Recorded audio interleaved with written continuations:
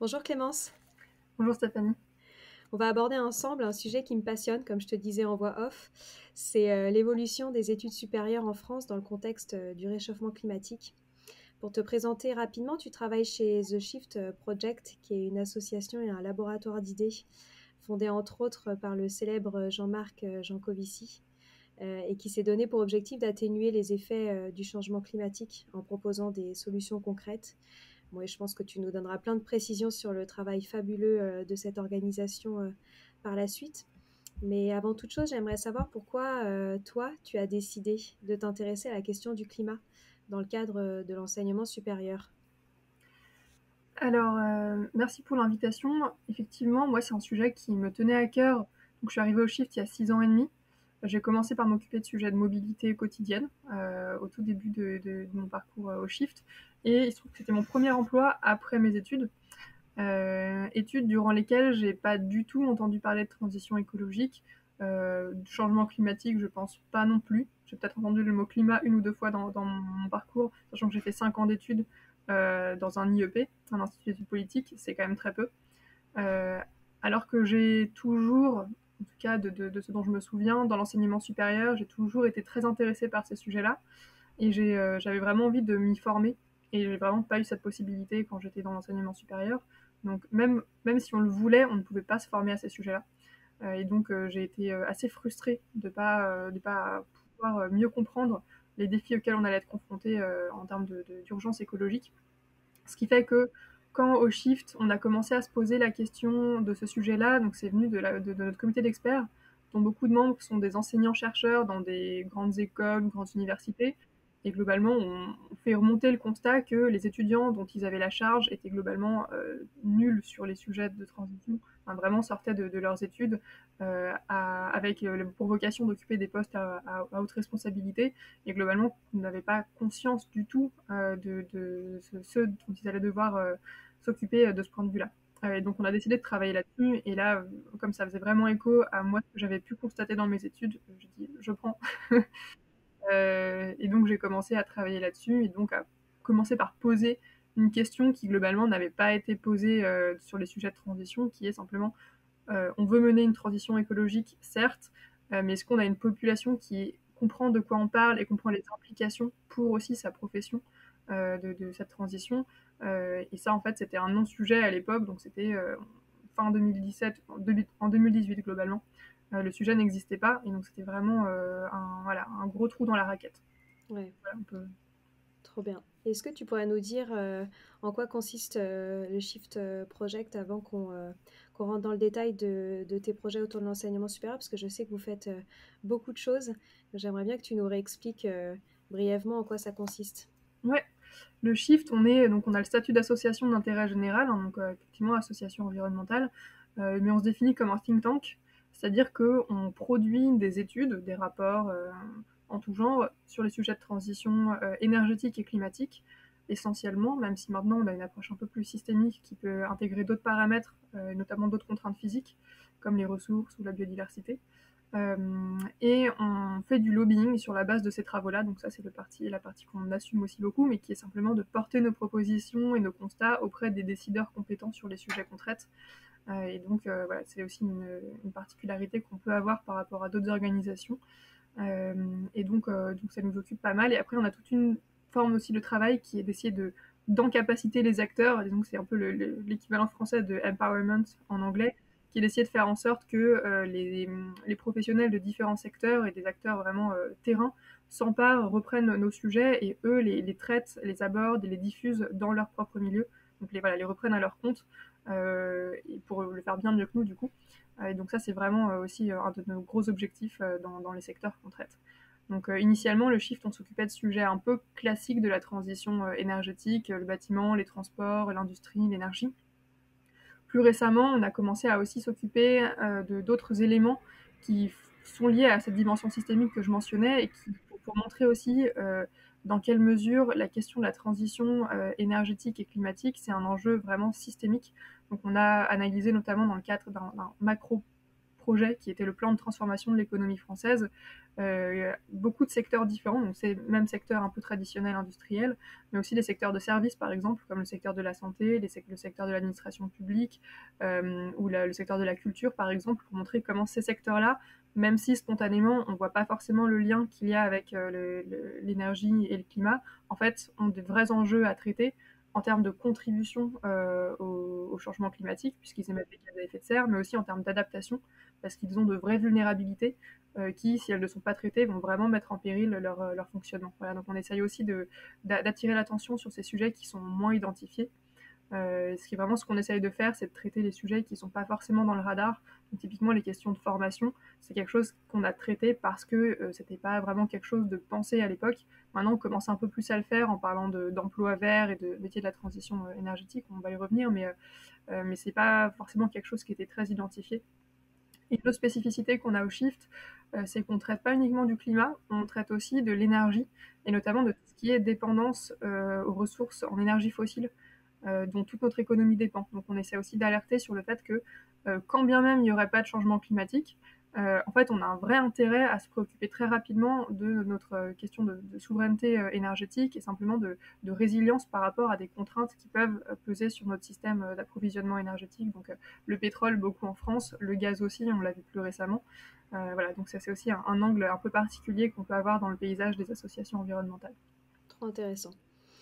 Et alors, si je t'ai contacté, c'est aussi lié à tout ce qu'on a vu récemment dans l'actualité. Je pense que tu pourras faire un rappel un peu de ce qui s'est passé, mais c'est vrai qu'on a vu beaucoup de discours d'étudiants en sortie d'école parler de cette urgence de modifier les formations qui sont proposées dans le cadre des études supérieures à l'aune justement du réchauffement climatique et qui se sont levés contre cet enseignement classique, voire un peu arriéré. Est-ce que tu pourrais nous rappeler un peu ce qui s'est passé et pourquoi est-ce qu'on assiste à une telle situation chez les jeunes aujourd'hui? Oui, effectivement. En fait, c'est vrai que donc, nous, au Shift, on a commencé à travailler sur ces sujets de formation. Donc, je disais début 2018, on a publié un premier rapport qui dressait un état des lieux de l'enseignement des enjeux de transition. C'était en mars 2019, et il se trouve que notre travail a croisé la mobilisation des étudiants déjà à l'époque, au travers, notamment en France, du collectif pour un réveil écologique, enfin, à l'époque du manifeste pour un réveil écologique, qui était une initiative d'étudiants qui se préoccupaient de comment ils allaient aligner leur carrière et du coup leur activité professionnelle avec les enjeux de transition. Et en fait, en discutant avec eux, ce qu'on a fait tout au long du projet, ils ont aussi perçu l'enjeu de la formation, parce qu'effectivement, il y a être dans une entreprise qui contribue favorablement à la transition, mais il y a aussi simplement savoir quoi faire dans son métier. Et ça, c'est encore autre chose. Et donc, c'est quelque chose qu'ils ont un peu rajouté aussi dans leur combat, en tout cas dans leur revendication. Ce qui a permis vraiment de mettre le sujet à l'agenda politique. Je pense que voilà, un petit peu les éléments qu'on a pu apporter d'autres organisations et la mobilisation des étudiants ont permis vraiment de mettre ce sujet à l'agenda politique et médiatique. Donc c'était quelque chose de vraiment indispensable, puisque ça a permis de rendre le sujet consensuel. C'est-à-dire que vraiment les établissements qui, un an plus tôt, pouvaient être assez sceptiques sur le rôle qu'ils avaient à jouer dans la transition, et on commençait vraiment à admettre que évidemment il fallait former tous les étudiants aux enjeux de transition. Donc ça a vraiment été permis par la mobilisation des étudiants et toute la mobilisation politique et médiatique. Donc c'était vraiment un phénomène important. Et là, effectivement, c'est un phénomène qui s'est amplifié et qui se structure aussi de plus en plus. Le fait d'avoir des étudiants qui forment des associations, des collectifs, qui se mettent en réseau entre eux de plus en plus, qui mènent des actions concertées, à la fois de plaidoyer, donc leur propre lobbying, ou des fois on agit aussi conjointement à ce niveau-là avec eux, mais aussi simplement d'animation, de réflexion interne, d'essayer de mobiliser dans leurs établissements leurs enseignants, leurs directions. Donc ils font beaucoup de choses à ce niveau-là, et ils se structurent de plus en plus, ce qui fait qu'ils sont aussi plus efficaces dans leur mobilisation. Donc ça, c'est vraiment quelque chose qui s'est développé ces dernières années, même si il y a parfois une impression un peu de souffler retomber, parce qu'il y a eu beaucoup de sujets qui ont, enfin là, en tout cas le sujet a été très présent pendant une période, et puis ensuite beaucoup moins les mois, voire les années qui ont suivi 2019. Après, voilà, c'est quelque chose à mettre en perspective, parce qu'effectivement, il continue d'y avoir des discours, des mobilisations quand même assez importantes, notamment, on l'a vu aux dernières cérémonies de remise de diplôme. Et ça, c'est quelque chose de très fort, parce que ça aurait été totalement inimaginable il y a quelques années. d'avoir des étudiants qui se saisissent de cette opportunité à ce moment-là pour passer ce genre de message. Moi, en tout cas, ma génération, je suis diplômée de 2016, jamais ça aurait été possible dans mon école à Sciences Po Strasbourg que la présidente de promotion, majeure de promotion, fasse un discours sur cette thématique. C'était considéré comme secondaire, peu crédible, voilà, c'était pas quelque chose de sérieux. Donc il y a vraiment quelque chose qui a bougé, et le fait que ce soit encore aussi présent aujourd'hui, ça signifie vraiment quelque chose. Et donc ça rencontre aussi le fait que les entreprises ont de plus en plus de mal à recruter, et notamment beaucoup d'entreprises qui cherchent évidemment à recruter les profils des meilleures écoles, en tout cas des écoles et établissements les mieux, les plus cotés, et qui en fait commencent vraiment à avoir du mal, typiquement des gens de Sciences Po, de grandes écoles de commerce ou autres. Voilà, il y a vraiment des entreprises pour qui ça devient un vrai problème RH d'attractivité. Et donc voilà, ils ont aussi ce rôle-là de manifester ce besoin. Et du coup, tu m'interrogeais sur les raisons derrière ça. Il y a vraiment cette question de sens. Je pense qu'on a vraiment une jeunesse qui est de plus en plus tiraillée entre des injonctions et des messages contradictoires. Des injonctions qui veulent qu'ils aient un emploi prestigieux, très bien payé, qu'ils fassent une belle carrière, le bel entre guillemets, et donc surtout prestigieux et bien rémunéré. En général, c'est ça qu'on entend derrière. Et le fait qu'ils entendent aussi des messages qui sont très alarmants de la part de la communauté scientifique et de plus en plus et de mieux en mieux relayés par les médias sur simplement l'alerte qu'il y a d'un point de vue écologique, et sur le fait que tout ce système auquel on leur demande de contribuer est en train de nous mener à notre perte. Donc je pense qu'il y a une forme de schizophrénie chez les étudiants qui les mettent en panique, ou en tout cas qui leur donnent à minima envie de changer les choses, et donc de rechercher comment donner du sens à leur action. C'est quelque chose qui devient important. Il y a vraiment aussi ce côté instantané, le côté court terme de l'engagement des étudiants, il y a moins cet enjeu qu'on pouvait avoir à ma génération, qui pourtant n'est pas très lointaine, mais quand même de dire là je commence à faire un boulot qui n'a pas forcément beaucoup de sens, mais comme ça après j'aurai le choix. Là il y a aussi, j'ai l'impression, de plus en plus l'envie d'avoir tout de suite un boulot qui ait du sens et tout de suite contribuer à la transition qu'on veut voir. Donc il y a un peu plus d'exigence, un peu moins plus d'intransigeance de la part des jeunes, et je pense que c'est très bien. Et ça, c'est vraiment quelque chose qui est assez présent. Et en même temps, il y a aussi beaucoup d'étudiants qui sont réfractaires à ça. Et ça, c'est vraiment important de le souligner, parce que ceux qui se mobilisent et qui sont les plus engagés font le plus de bruit. Donc il y a un biais simplement de visibilité, qui est qu'on a tendance à davantage parler d'eux et de ce qu'ils essayent de manifester. Mais en réalité, il y a encore beaucoup d'étudiants qui soit sont neutres, pas intéressés, soit carrément réfractaires. Moi, je parle avec des directions, des gens qui travaillent dans des écoles de commerce, par exemple. Ils ont aussi des étudiants qui leur disent: mais ça m'intéresse pas, votre truc, c'est des considérations de bisounours. Si on fait ça, on va pas faire une belle carrière, ça va pas. Il faut pas que je passe de temps à apprendre ça, ça va pas m'être utile. Donc, il y a encore aussi des réfractaires. Donc, je pense qu'il y a un enjeu même de cohésion entre les étudiants, où il y a de plus en plus de fragmentation entre des étudiants très engagés, parfois aussi éco-anxieux, et des étudiants qui sont encore très brainwashé à voilà, le monde tel qu'il était avant, et au fait de contribuer au monde tel qu'il était avant. Donc ça, c'est un tiraillement qu'on voit de plus en plus, et que moi j'observe aussi chez les enseignants, avec aussi des enseignants qui peuvent être très engagés, et leurs camarades, leurs collègues d'à côté, qui peuvent être limite climato-sceptiques, ou en tout cas très réfractaires à ces évolutions. Donc c'est globalement, je pense, ça reflète bien aussi la société dans son ensemble, qui est qu'on a vraiment plusieurs factions qui se dessinent, avec des divisions internes, et qui sont aussi un projet de société, d'arriver à reboucler et recréer un peu un projet de société commun. Et en fait, ça se retrouve beaucoup, je pense, chez les étudiants aussi. Ouais, c'est super intéressant, et en même temps, je suppose que c'est compliqué à gérer si on revient un peu aux formations et à l'enseignement supérieur, de réussir à s'adapter à tous ces différents profils. Comment est-ce que toi tu observes tout ça quand tu prends du recul par rapport à la situation de la France et d'autres pays dans le monde? Comment est-ce qu'on se place, nous, en termes d'enseignement supérieur et de la formation autour de la transition écologique par rapport à d'autres pays? C'est quelque chose qu'on a beaucoup de mal à jauger, en réalité.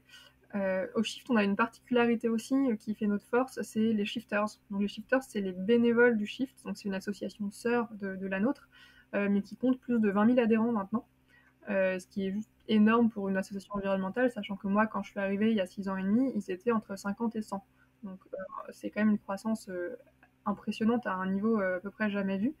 Et Et donc ça manifeste quelque chose qui pour moi est assez symptomatique de tout ça, qui est que les gens qui rejoignent les shifters sont des gens qui veulent se former beaucoup, qui ont le sentiment qu'ils ont besoin de mieux comprendre les enjeux énergie-climat pour mieux comprendre quel rôle ils peuvent jouer. Donc il y a cette volonté de se former et cette volonté d'action derrière. Je pense que c'est les deux principaux moteurs qui motivent tous les bénévoles qui nous rejoignent. Il y en a beaucoup d'ailleurs de tout type, hein. Évidemment il y a beaucoup de jeunes, mais il y a aussi beaucoup de retraités, il y a beaucoup un peu, pas mal de catégories d'acteurs. Voilà, je pense que ça c'est très symptomatique de ce qu'on vit.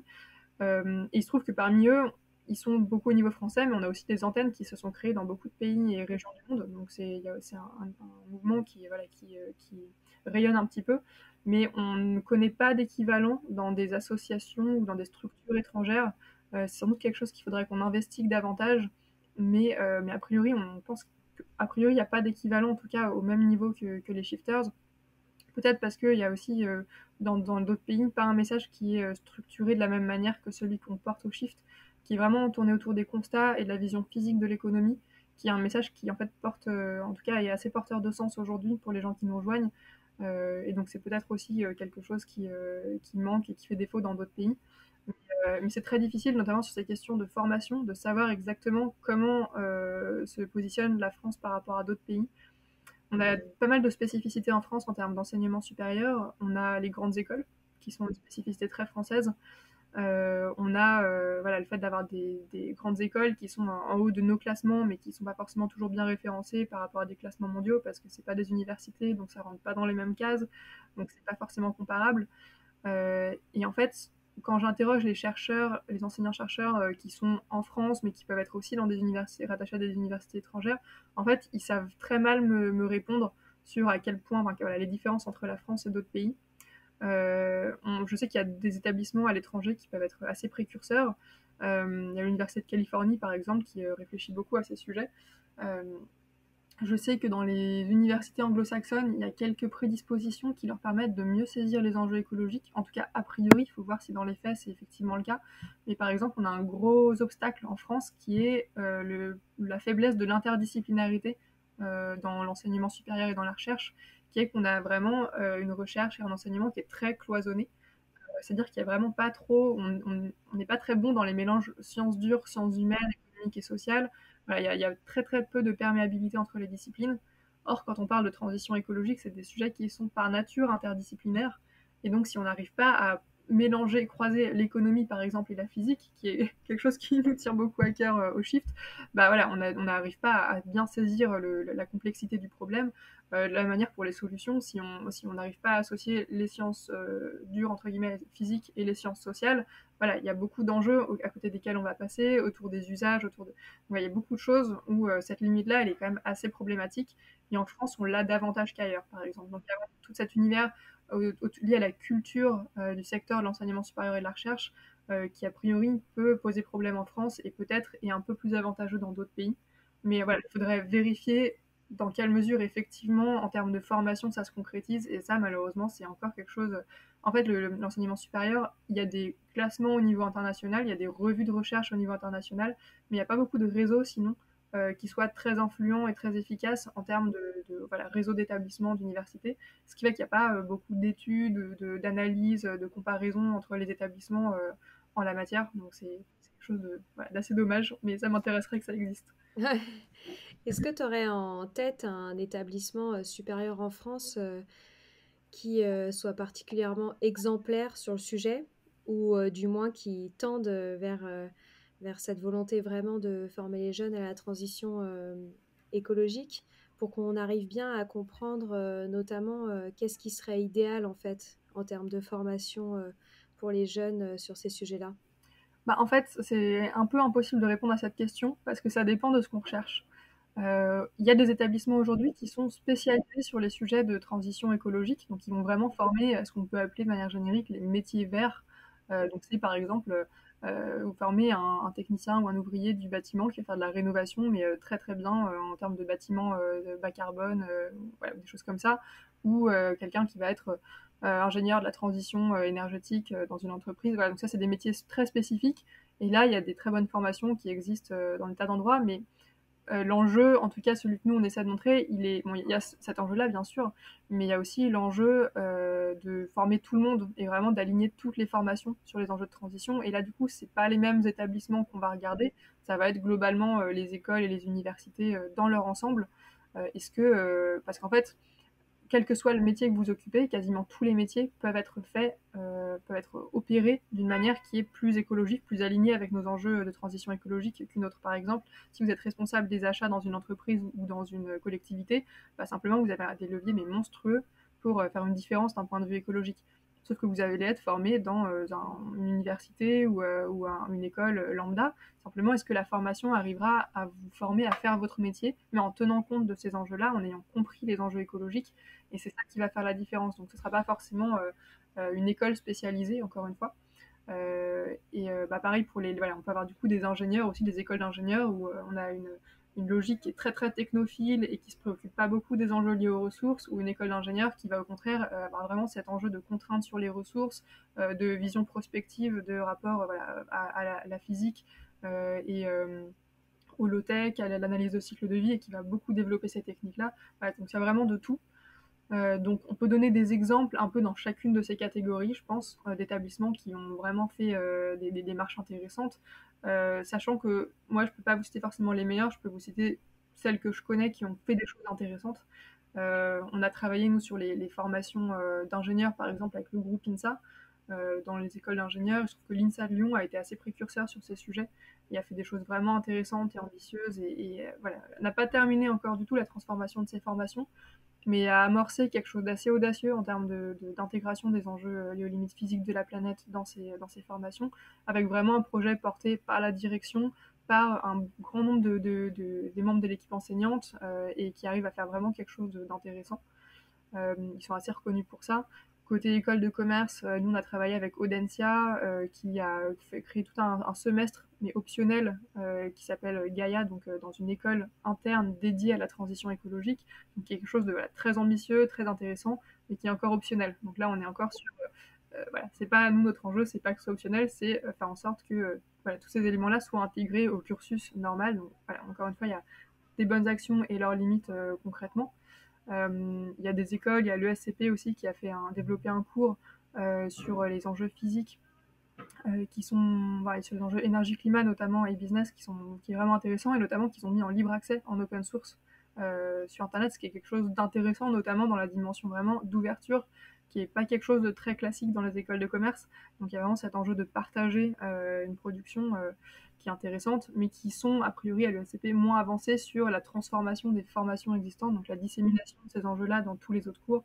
Voilà, donc il y a des établissements qui sont à différents niveaux d'ambition et d'avancement et qui ont enclenché pardon, des projets qui peuvent avoir des dimensions un peu différentes, avec pas tout à fait la même stratégie.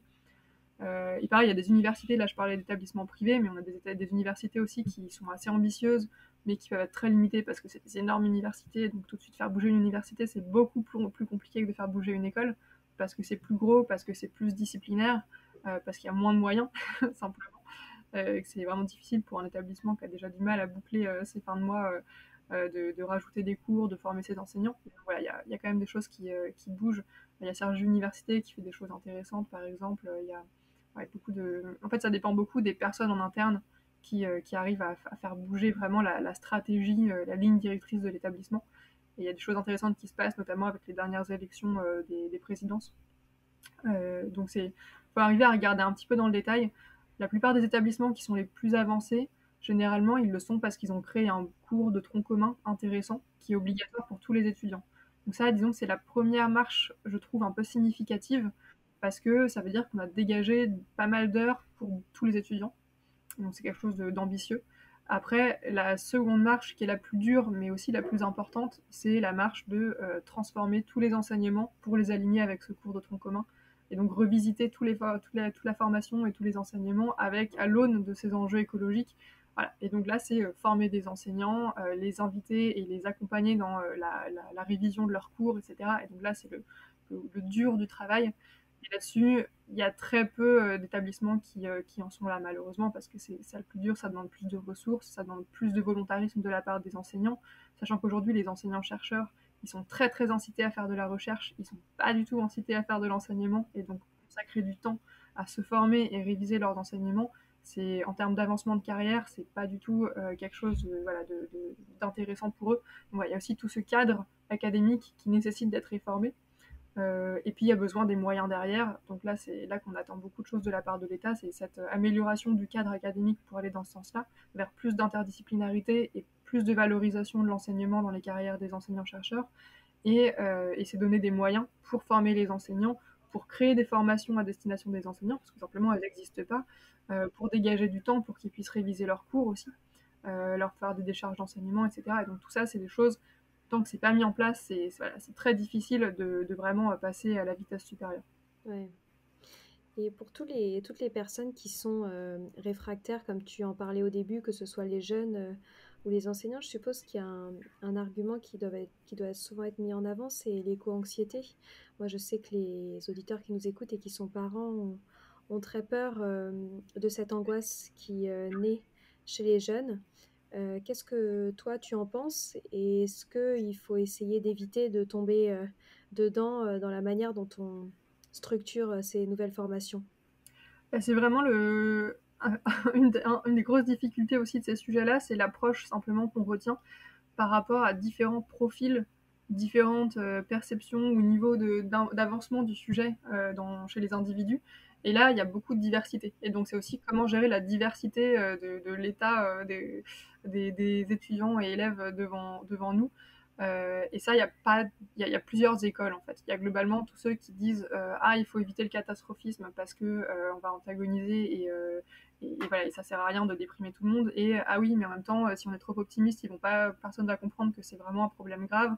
Je pense qu'effectivement, les deux stratégies ont leurs biais et leurs problèmes. Donc je pense que c'est un juste milieu à trouver, d'à la fois poser concrètement le problème dans toute sa dureté et son côté catastrophique, parce que c'est effectivement une situation assez catastrophique dans laquelle on est, et en même temps vraiment donner des pistes d'action, parce que généralement c'est là que ça se joue. En fait, moi j'ai le sentiment de ce que je vois que les deux ressorts principaux de l'éco-anxiété, c'est le fait de ne pas bien comprendre le problème et donc d'avoir le sentiment d'une menace un peu omniprésente, mais pas forcément bien identifiée. Et donc la première piste de réponse, c'est apprendre à bien comprendre de quoi on parle. Comme ça, on peut aussi dimensionner le problème, mieux le percevoir, l'analyser. Et après, c'est savoir qu'on peut faire quelque chose par rapport à ce problème. Et donc là, c'est vraiment aborder les questions de solutions, de réponses, de pistes d'action pour s'adapter à ces enjeux-là et pour commencer à contribuer à y répondre. Donc je trouve qu'en termes d'enseignement, c'est pour ça que c'est important de penser aussi l'enseignement des enjeux de transition comme un tout dans le cadre d'une formation complète, parce qu'il faut effectivement des cours qui vont poser peut-être plus le constat, mais il faut s'assurer que du coup les autres enseignements qui sont parfois plus appliqués, eux, apportent bien les solutions. Si effectivement c'est pas le cas, là on peut avoir juste un cours super déprimant, rien d'autre derrière, et là c'est la panique à bord et ça sert à rien. Et donc faut vraiment éviter ça.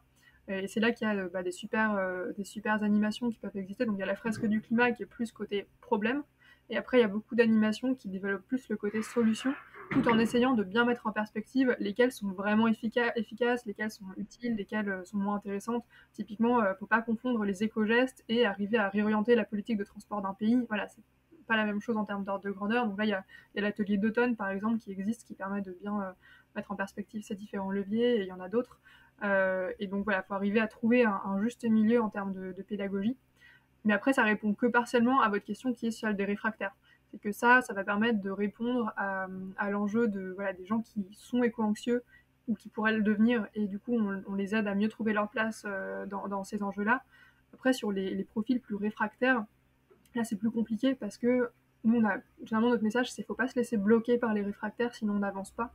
On n'a pas le temps de bloquer et de s'arrêter là. Donc, il faut essayer d'embarquer ceux qui sont soit moteurs, soit neutres et qu'on peut embarquer. Et les réfractaires, bah, ils finiront par suivre par la force des choses. Et après, généralement, il faut essayer de comprendre aussi les raisons de pourquoi ces personnes-là sont réfractaires. Il y en a beaucoup, c'est parce qu'en fait, elles n'ont pas compris l'ampleur du problème. Et donc là, il faut trouver comment les convaincre et comment les convaincre. Donc déjà, ça passe par bien poser les enjeux. Typiquement, quand l'argument c'est votre sujet, c'est un truc de bisounours, bah faut arriver à trouver les arguments pour les convaincre que c'est un truc de bisounours, que de pas se préoccuper du mur, de limites physiques qu'on va se prendre dans la figure. Et donc faut arriver à trouver la bonne manière de l'enseigner.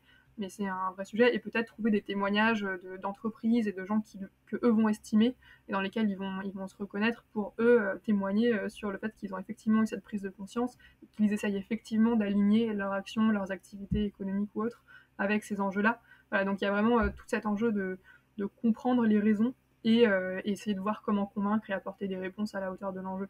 Mais c'est vrai que la difficulté, c'est que c'est pas forcément les mêmes méthodes de réponse selon la personne qu'on a en face, et arriver à faire tout ça en essayant d'éviter les conflits entre étudiants, la division inefficace qu'on retrouve aussi donc chez les enseignants.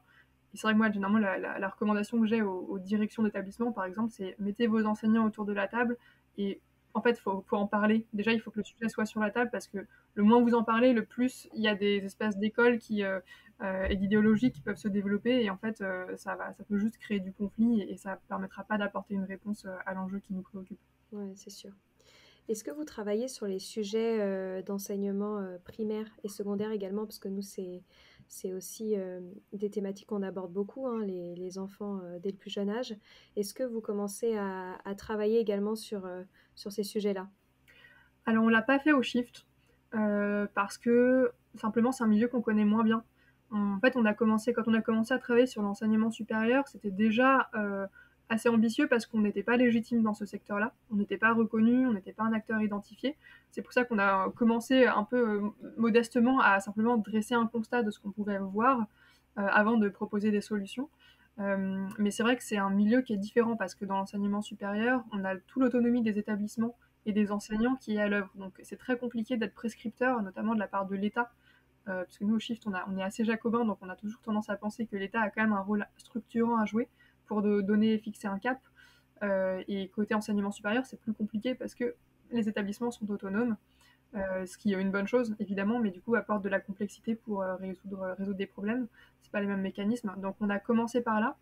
Après, on a beaucoup échangé, enfin j'ai beaucoup échangé et on travaille en collaboration avec des acteurs qui, eux, sont plus positionnés sur les sujets primaires, secondaires, notamment parce qu'il y a vraiment un enjeu d'articulation intelligente entre ce qui est enseigné dans le secondaire et ce qui va être enseigné en post-bac. Et donc dans tous les cas, c'est des choses qui doivent être menées, pensées conjointement. Donc, heureusement, voilà, on discute. C'est pas évident parce que évidemment les réformes ne sont pas menées de la même manière et au même moment entre les deux. Mais en tout cas, on invite les acteurs à penser tout ça en cohérence. Et du coup, les éléments de fond que nous on apporte, on essaie d'inviter à les penser et les mettre en application dans le supérieur en ayant en tête ce qui est au programme du bac l'année précédente, par exemple. Parce que voilà, il y a des choses qui peuvent être juste rappelées, des choses qu'il faut voir en profondeur parce que ça n'a jamais été abordé, donc ça c'est essentiel. Et après, en termes juste d'action publique, nous, on incite aussi les acteurs qui s'occupent de l'éducation primaire et secondaire vraiment de se saisir de l'enjeu. Ne serait-ce que voilà, le ministère de l'Éducation nationale a un rôle essentiel, puisque au niveau éducation primaire et secondaire, il y a des programmes définis au niveau national. Donc là, pour le coup, il y a un levier monstrueux, magistral de transformation des formations.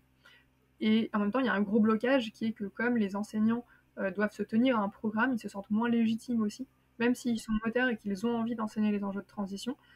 Parfois, ils ont l'impression que c'est politique. D'ailleurs, des fois, ils se font même taper sur les doigts par leur proviseur qui leur dit mais parlez pas d'écologie, c'est politique. Nous, on est apolitique. Donc voilà. Et en fait, tant qu'il n'y a pas un vrai cap qui est défini par l'éducation nationale, bah, ces enseignants, ils ont un peu les mains liées.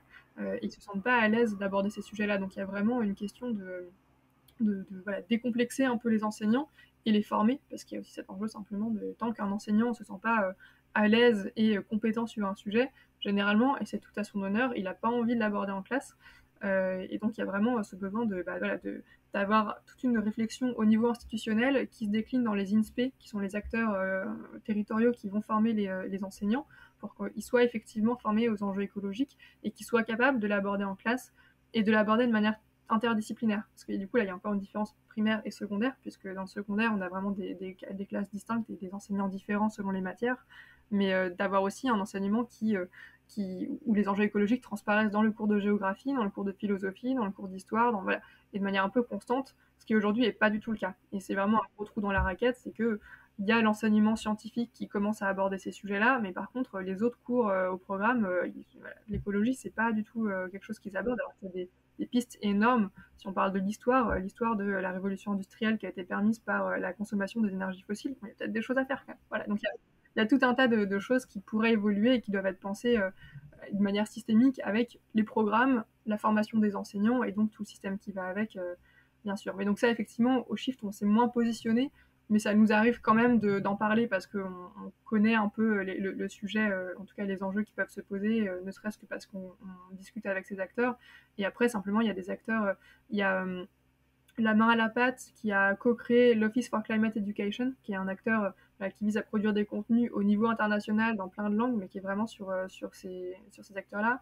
Il y a Enseignants pour la planète qui fait voilà, beaucoup d'actions aussi, enfin, beaucoup au niveau lycée, ils sont aussi au supérieur, mais voilà, et du coup, c'est vraiment des acteurs qui connaissent mieux les rouages de ce système très particulier qu'est l'enseignement primaire et secondaire et l'éducation nationale.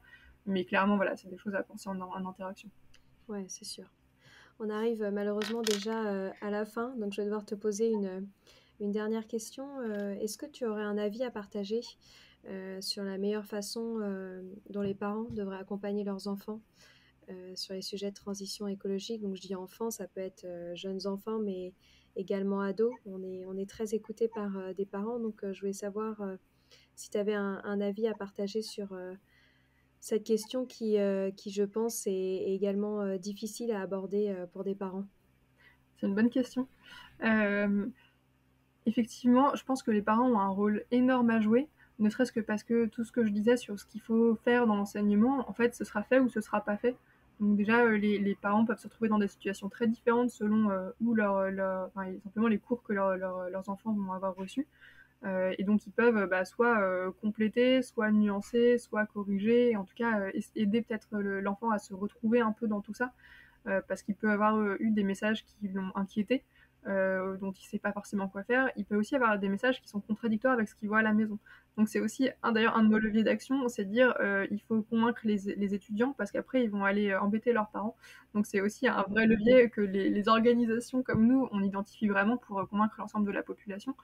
Mais du coup, ça met aussi l'enfant dans une position un peu inconfortable où il se retrouve à devoir faire la leçon à ses parents qui prennent la voiture pour un oui, pour un non, veulent partir en vacances en avion, mangent de la viande à tous les repas. Donc il faut aussi, je pense, que les parents puissent entendre le message de leur enfant et l'accepter aussi parce que bon, c'est quelque chose qui évidemment est généralement désagréable. Les parents n'aiment pas être remis en question par leurs enfants et c'est normal. Mais par contre, c'est malheureusement quelque chose qui va pas s'arranger de ce point de vue-là. Donc, je pense que là où les parents ont intérêt à tirer leur épingle du jeu, c'est jouer le jeu avec leur enfant et dire bah, banco, on y va, qu'est-ce qu'on peut faire? On fait notre bilan carbone de la famille, on essaie d'être zéro déchet, on essaye de revoir nos modes de transport, de penser au chauffage, de mettre en place des mesures de sobriété énergétique et de vraiment avoir une action collective au niveau du foyer.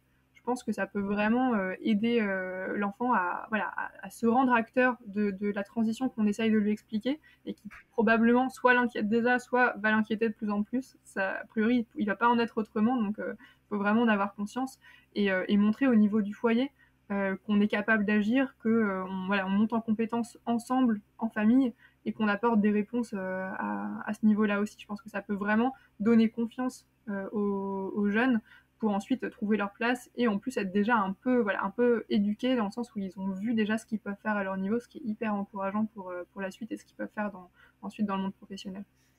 Trop bien. Et ben, je suis tout à fait alignée. Merci d'avoir partagé tout ça et de m'avoir accordé ton temps pour parler de sujets que je trouve passionnants. Je ne sais pas si tu veux peut-être dire en quelques mots des endroits où les parents pourraient se renseigner ou même les étudiants, si vous avez des ressources, des sites internet ou autres pour accompagner toutes ces personnes dans leur transition. Effectivement, c'est une bonne question. Je pense que donc je parlais des shifters un peu plus tôt, qui sont nos bénévoles, qui produisent pas mal de ressources à destination du grand public. Il peut y avoir des choses voilà, sur quoi faire dans sa maison, quoi mettre en place chez soi, de son côté au niveau individuel. Ils proposent aussi d'ailleurs des conférences grand public sur ces sujets voilà, pour mieux comprendre. Après, il y a des acteurs comme l'ADEME, par exemple, qui ont beaucoup de ressources sur les leviers individuels qui sont de bonne qualité, qui permettent aussi de bien mettre en perspective voilà, qu'est-ce qui peut être fait à son niveau. en ayant toujours en tête que la première étape, c'est vraiment de bien comprendre son impact, donc vraiment commencer à faire son bilan carbone. C'est vraiment une bonne première étape pour être bien au clair sur est-ce que ce que je veux mettre en place, ça va vraiment avoir un impact, parce que c'est là que moi j'ai le plus de marge de progression. Voilà, typiquement, c'est pas forcément grand-chose d'éteindre la lumière chez soi quand on prend sa voiture tout le temps. Voilà, donc essayer de bien comprendre où est notre point de départ pour voir dans quelle direction aller. Donc bien se renseigner aussi, et effectivement, je pense que ces acteurs-là peuvent vraiment aider. Trop bien. Merci pour tout, Clémence. Merci à toi.